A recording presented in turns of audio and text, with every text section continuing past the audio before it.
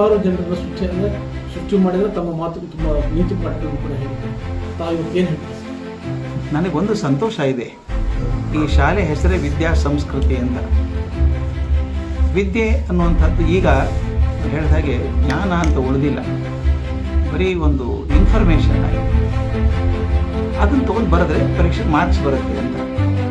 ಆಮೇಲೆ ಒಂದು ಏನಾಗಿದೆ, ಮಾರ್ಕ್ಸ್ ಜಾಸ್ತಿ ಬಂದರೆ ಒಳ್ಳೆ ಶಿಕ್ಷಣ ಸಿಕ್ತು ಅಂತ. ಅದಾಗಲಿಲ್ಲ. ನಾನೊಂದು ಪ್ರಶ್ನೆ ಯಾವಾಗಲೂ ಕೇಳ್ಕೊಳ್ಳೋದು, ಇತ್ತೀಚೆಗೆ ತಾವು ನೋಡಿದ್ದೀರಿ, ಒಬ್ಬ ಡಾಕ್ಟರ್ ಆದವನು ತನ್ನ ಹೆಂಡತಿನ ಕೊಲ್ಲೋದಕ್ಕೆ ತಾನೇ ಇಂಜೆಕ್ಷನ್ ಕೊಟ್ಟು ಕೊಲ್ತಾನೆ. ಶಿಕ್ಷಣ ಬಂತು ಅನ್ಬೇಕಾ? ಇನ್ನೊಂದನ್ನು ನೋಡಿದ ಹಿಮಾಚಲ ಪ್ರದೇಶ, ಹೆಂಡತಿಯನ್ನು ಕೊಚ್ಚಿ ಫ್ರಿಜ್ಜಲ್ಲಿಟ್ಟು ಅಲ್ಲಲ್ಲಿ ಹಂಚಿ ಬರ್ತಾನಲ್ಲ. ಶಿಕ್ಷಣ ಪಡ್ಕೊಂಡು ಅಂತ ಅನ್ಬೇಕಾ ಇದಕ್ಕೆ? ಅವನಿಗೆ ಶಿಕ್ಷಣ ಪಡ್ಕೊಂಡು ಅಂತ ಅನ್ನೋಕೆ ಆಗೋದೇ ಇಲ್ಲ. ರಾಕ್ಷಸರು ಮಾಡೋಕ್ಕಾಗಲ್ಲ ಕೆಲಸ ಅದನ್ನು. ಮತ್ತು ಇನ್ನೊಂದನ್ನು ಕೇಳೋದು, ಹಿಂದಕ್ಕೊಂದು ಮಾತಿತ್ತು, ಅನಕ್ಷರಸ್ಥರಿಂದ ತುಂಬ ಹಾನಿಯಾಗಿದೆ ದೇಶಕ್ಕೆ ಅಂತ. ನಾನು ಹಿಂದೆ ಇಲಸ್ಟ್ರೇಟೆಡ್ ವೀಕ್ಲಿ ಆಫ್ ಇಂಡಿಯಾದಲ್ಲಿ ಬರೆದಿದ್ದೆ, ಒಂದು ಆರ್ಟಿಕಲ್ ಬರೆದಿದ್ದೆ. ಅನಕ್ಷರಸ್ಥರಿಂದ ದೇಶಕ್ಕೆ ಅನ್ಯಾಯ ಆಗಿಲ್ಲ, ಅಕ್ಷರಸ್ಥ ಮೋಸಗಾರರಿಂದನೇ ಜಾಸ್ತಿ ಅನ್ಯಾಯ ಆಗೋದು. ದಯವಿಟ್ಟು ತಿಳ್ಕೊಳ್ಳಿ, ಪೇಷಂಟ್ ಗೊತ್ತಾಗಲಾರ್ದ ಕಿಡ್ನಿ ತಕ್ಕೊಳ್ಳೋರು ಯಾರು ಸರ್? ಡಾಕ್ಟರ್ ತಾನೇ. MS MBBS MS ಆಗಿದೆಯಲ್ಲ, ದೊಡ್ಡ ದೊಡ್ಡ ಬ್ರಿಡ್ಜ್ ಬೀಳೋದಕ್ಕೆ ಯಾರು ಕಾರಣ? ರೈತ ಅಲ್ಲ, ಇಂಜಿನಿಯರೇ ಕಾರಣ. ಚೆನ್ನಾಗಿ ಶಿಕ್ಷಣ ಪಡ್ಕೊಂಡಂಥ ಇಂಜಿನಿಯರು. 4,000 ಕೋಟಿ ಹೋಯ್ತು, 5,000 ಕೋಟಿ ಹೋಯ್ತು ಅಂತೀವಲ್ಲ, ಅನಕ್ಷರಸ್ಥ ಮಾಡೋಕ್ಕೆ ಸಾಧ್ಯ ಇದೆಯಾ? ಅದು ಪಕ್ಕ ಚಾರ್ಟರ್ಡ್ ಅಕೌಂಟೆಂಟೇ ಮಾಡೋ ಕೆಲಸ. ಅದನ್ನು ಕ್ರಿಮಿನಲ್ಸ್ ಆದವ್ರು ಜೈಲಿಂದ ಬಿಡುಗಡೆ ಆಗ್ತಾರಲ್ಲ, ಯಾರು ಮಾಡೋರು ಅದನ್ನು? ಬುದ್ಧಿವಂತ ಲಾಯರೇ ಮಾಡೋದು, ದೊಡ್ಡ ಲಾಯರ್ ಅಲ್ಲ, ಬುದ್ಧಿವಂತ ಲಾಯರೇ ಮಾಡೋದು. ನಮ್ಮಲ್ಲಿ ಸೊಸೈಟಿಯಲ್ಲಿ ಅತ್ಯಂತ ಉನ್ನತ ಮಟ್ಟದಲ್ಲಿರೋರು IAS IPS ಆಫೀಸರ್ಸು ಅಂತ ಹೇಳ್ತೀವಿ. ಅವರಲ್ಲಿ ಎಷ್ಟೋ ಜನ ಭ್ರಷ್ಟರಾಗಿದ್ದನ್ನು ಕಂಡಿಲ್ವ ನಾವು? ನನಗಿದು ಯಾಕೆ ಅನಿಸುತ್ತೆ ಅಂದರೆ, ನಮ್ಮ ಶಿಕ್ಷಣ ಏನು ಮಾಡ್ತು ಅಂತ ನಾನು ಕೇಳ್ಕೋಬೇಕು. ಶಿಕ್ಷಣ ಅವ್ರ ಮನಸ್ಸನ್ನು ಪರಿವರ್ತನೆ ಮಾಡಿ ದೇಶ ಪ್ರೇಮಿಗಳನ್ನಾಗಿ ಮಾಡಬೇಕಾಗಿತ್ತು. ಅವರು ಸ್ವಾರ್ಥಿಗಳನ್ನಾಗಿ ಮಾಡಲಿಲ್ವಾ? ಲಂಚ ಅಥವಾ ಸ್ವಾರ್ಥ ಅಷ್ಟು, ಮತ್ತೊಂದೇನಿದೆ? ಅದನ್ನು ಮುಖ್ಯ ಆಗಬೇಕಾದದ್ದು ನನಗಿದೆ ಸರ್. ಸಿಂಪಲ್ ಹಾಕ್ಕೊಂಡಿದ್ದೇನೆ, ದೊಡ್ಡ ದೊಡ್ಡ ಗುರಿ ಹಾಕ್ಕೊಳ್ಳಲ್ಲ ನಾನು. ಮನೆಯಲ್ಲಿ ಮಕ್ಕಳು ತಂದೆ ತಾಯಿ ನೆನಪಿಟ್ಕೋಬೇಕು, ಮರಿಬಾರ್ದು.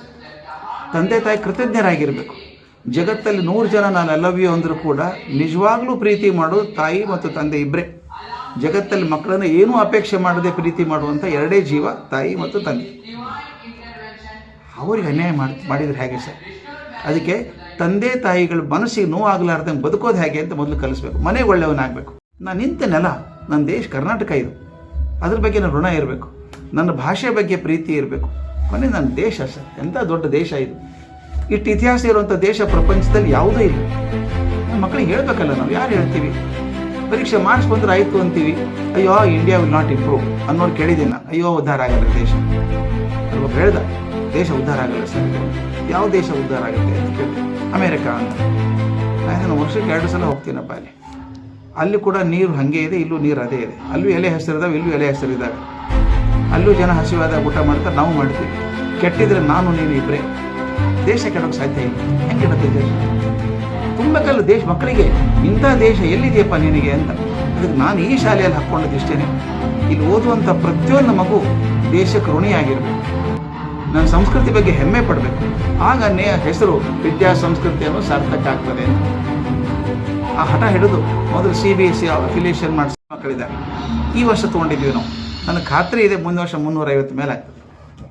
ಆ ನಂಬರ್ ಇಷ್ಟು ಪ್ರಯತ್ನ ಮಾಡಿದ್ದೀವಿ. ನಿಮ್ಮ ಆಶ್ಚರ್ಯ ಅನಿಸುತ್ತೆ, ಎಲ್ಲ ಕಡೆ ಟೀಚರ್ ಸಂಬಳ ಕಮ್ಮಿ ಅಂತಾರೆ, ನಮ್ಮಲ್ಲಿ ಯಾವತ್ತೂ ಕಮ್ಮಿ. ನಾನು ಮೇಷ್ಟು, ನಾನು ಅವ್ರು ಕಮ್ಮಿ ಆಗಲಾರ್ದಂಗೆ ನೋಡ್ಕೊಂಡಿದ್ದೀನಿ. ನಾನು ಹೇಳ್ತೀನಿ, ನೀವು ಎಷ್ಟು ಓದಿದ್ದು ಒಂದು ಕೊಡ್ತೀನಿ, ಒಳ್ಳೆ ಕೆಲಸ ಮಾಡಿ, whatever salary want to give. ಅದಕ್ಕೆ ಸಾಲ ಮಾಡ್ಕೊಂಡಿದ್ದೀರಾ? ಫಸ್ಟ್ ಇಯರ್ ಆನ್ಯುವಲ್ ಡೇ ಮಾಡ್ತಾ ಇದ್ವಿ ನಾವು. ಬಾಯ್ಲಿಂಗ್ ಎಜುಕೇಷನ್ ಸೊಸೈಟಿ ಅಂತ ಇದು already 40 years old institution.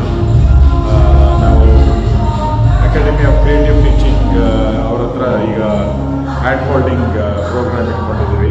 Doctor Gururaj Karjigi ನಿಮಗೆಲ್ಲ ಗೊತ್ತಿರೋ ಹಾಗೆ ಅವರು is spearheading all the academic programmes and curriculum related to CBSE ಆಗಲಿ, ಬೇರೆ ಎಕ್ಸ್ಟ್ರಾ ಕರಿಕ್ಯುಲರ್ ಆ್ಯಕ್ಟಿವಿಟೀಸ್ ಆಗಲಿ ಅವರು ಪ್ಲ್ಯಾನ್ ಮಾಡಿ ಎಕ್ಸಿಕ್ಯೂಟ್ ಮಾಡ್ತಾ ಇದ್ದಾರೆ. We are quite excited about his participation. As you all know, he is an authority on education. Once again, are looking forward to a great year ahead and years to come.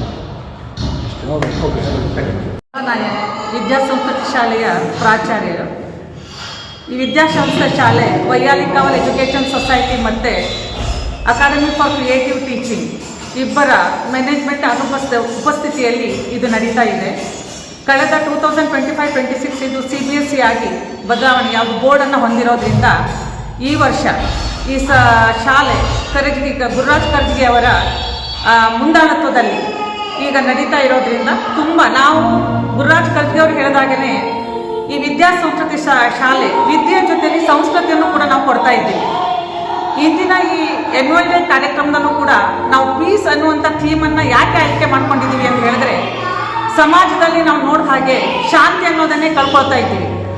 ಆ ಶಾಂತಿ ಅಥವಾ ಈ piece ಅನ್ನೋದನ್ನು ನಾವು ಯಾವ ರೀತಿಯಾಗಿ ಈ ವಿದ್ಯಾರ್ಥಿ ನಾವು ಶಿಕ್ಷಣದ ಮೂಲಕ ಅದನ್ನು ದೊರಕಿಸ್ಕೋಬೋದು ಅನ್ನೋದೇ ನಾವು ಇಂದಿನ ಈ ಆನ್ಯುವಲ್ ಡೇದ ಥೀಮ್ ಆಗಿ ಆಯ್ಕೆ ಮಾಡ್ಕೊಂಡಿದ್ದೀವಿ.